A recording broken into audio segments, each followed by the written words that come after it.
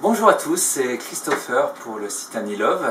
On se retrouve pour le mois de mars pour vous présenter l'assaut du mois qui est Trésor de vie. Donc je suis en présence de Véronique qui est la présidente de l'association. Bonjour Véronique. Bonjour Christopher. Je te laisse te présenter un petit peu l'association pour commencer.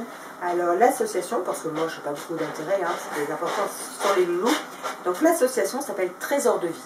Parce qu'au départ, je travaillais comme administratrice dans une ESPA où il y avait quand même pas mal de loulous en grosse difficulté et pas mal de loulous qui étaient euthanasiés. On n'avait pas le droit d'utiliser ce mot euthanasié et pourtant ça existait. Donc en ayant essayé de les sauver sans vraiment réussir, puisqu'on n'avait pas le droit de dire ce qu'on pensait ou faire des choses, on arrivait et les animaux étaient déjà euthanasiés. On savait aussi pertinemment qu'il y avait 2 chiens qui étaient sur la liste noire, donc c'était les prochains à être euthanasiés. On a cherché des solutions, on a cherché des adoptants, on a cherché des familles, sans résultat. Et puis un jour, je suis tombée sur un article d'un refuge dans le 76 qui disait qu'ils pouvaient prendre en charge jusqu'à la fin de leur jour les chiens, moyennant 700 €. Il fallait que le chien soit stérilisé et identifié.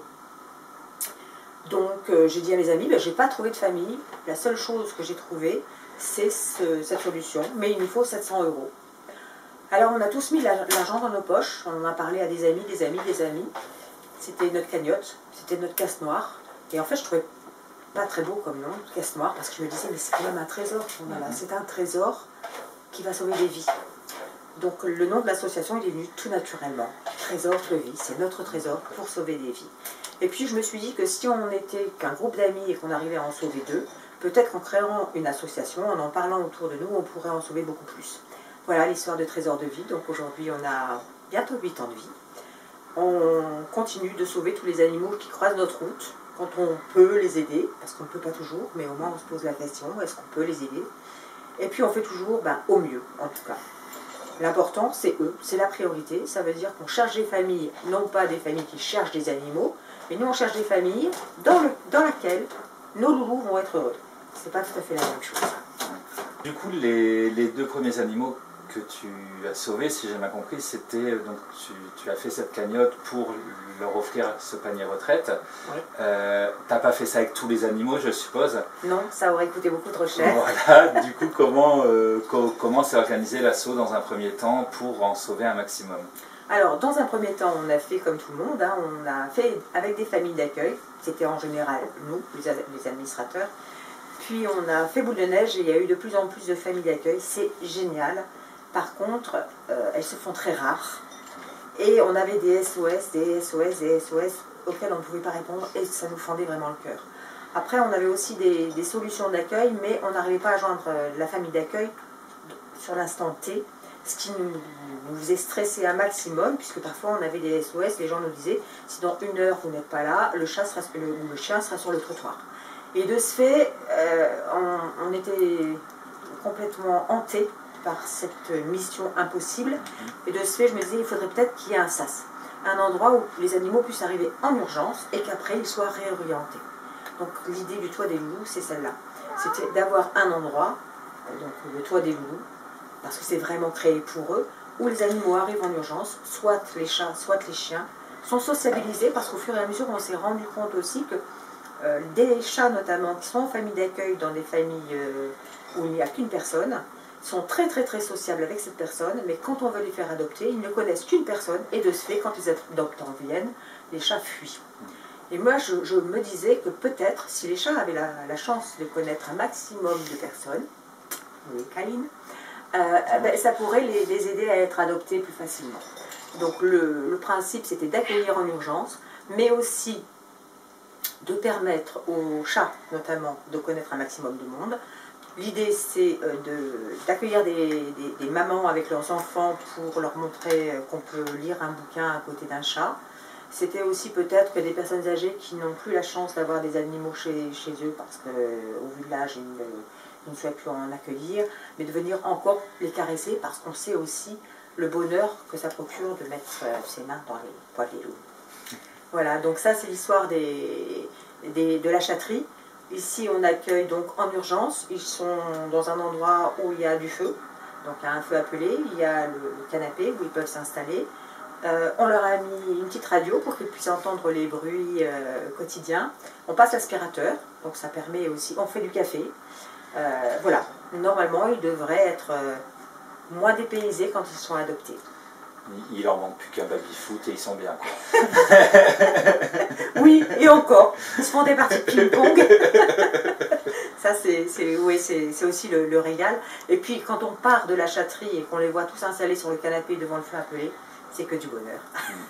C'est sûr. Et ils restent ici combien de temps, en général? Alors, il reste le temps qu'il leur faut.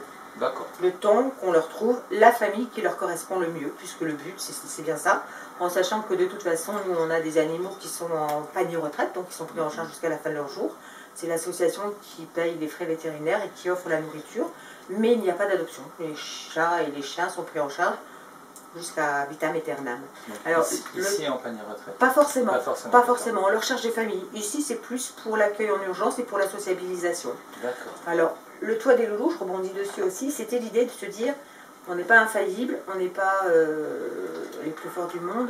Et j'ai déjà été très émue par des situations où les associations sont obligées de fermer. Et je me dis, mais quel sort est réservé à tous ces animaux qui sont dans ces associations? Ça me fait mal aux tripes. Et je me suis dit, nous, on leur a promis, pépère, on leur a promis de les aider jusqu'à la fin. Et c'était aussi de se dire, mais si un jour, nous, on n'est plus là, qu'est-ce qu'ils vont devenir? Donc le toit... Là, dans la chatterie et plus globalement dans le toit des loulous, il y a combien d'animaux actuellement? Alors, actuellement, au toit des loulous, il y a dans la chatterie 18 chats. Donc un qui va peut-être partir bientôt en adoption dans une super famille, on croise tout. On a aussi 2 chats qui sont en isolement parce qu'ils ont la leucose. C'est une maladie qui se transmet aux autres, donc on a dû les isoler. Pour le moment, ils sont dans une pièce qui n'est pas encore super géniale pour eux, mais c'est le prochain projet, quoi. On va adapter une pièce pour qu'ils puissent y vivre plus à l'aise possible. Une pièce d'isolement un peu plus aussi confortable qu'ici. Voilà, tout à fait. Et puis on a 3 chiens. 3 chiens qui devaient être normalement euthanasiés. Et comme il fallait trouver une place en urgence, ils sont arrivés tous les trois au toit des loulous.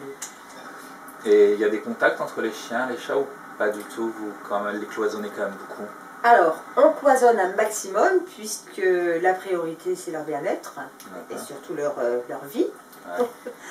On peut de temps en temps trouver des chats hockey chiens ou des chiens hockey chats. De temps en temps, on a des administrateurs qui peuvent amener des chiens hockey chats et donc ces chiens viennent dans la chatterie puisqu'on a pas mal de chats qui sont copains avec les chiens. Hein. Par contre, les chiens qu'on a actuellement au toit des loulous sont, mis à part Lover peut-être, mais vu le nombre de chats ici, je crois qu'il serait trop énervé et ça ferait un gros carnage. Ça fait un peu trop de copains. Voilà, donc on va y aller petit à petit, mollo mollo, et puis on va respecter leurs envies aussi, oui, puisque le but c'est de se dire, oui, on n'est pas tous copains avec tout le monde, et peut-être qu'eux aussi ont des copains, et puis d'autres pas copains. D'accord. Et 18 chats, oui. 3 chiens, oui. Ça demande beaucoup de temps. Je suppose que tu es là tous les jours. Tu es toute seule? Non. Heureusement, il y a une super équipe.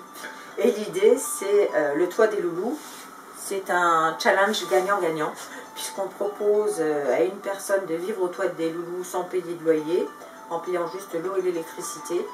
Et ce qui permet aux animaux de ne pas se retrouver seuls. Parce que ça aussi, c'était ma grosse angoisse, de savoir que certains individus font n'importe quoi, notamment avec les plus vulnérables et donc les animaux. Et j'ai trop entendu d'animaux qui ont souffert parce qu'ils ont été martyrisés, parce qu'ils étaient seuls dans une maison ou dans un parc zoologique. De ce fait, l'idée c'est qu'il y ait toujours quelqu'un au toit des loulous pour veiller sur eux et pour que les gens ne viennent pas faire n'importe quoi chez nos loulous. D'accord. Donc là, actuellement, il y a quelqu'un qui vit ici.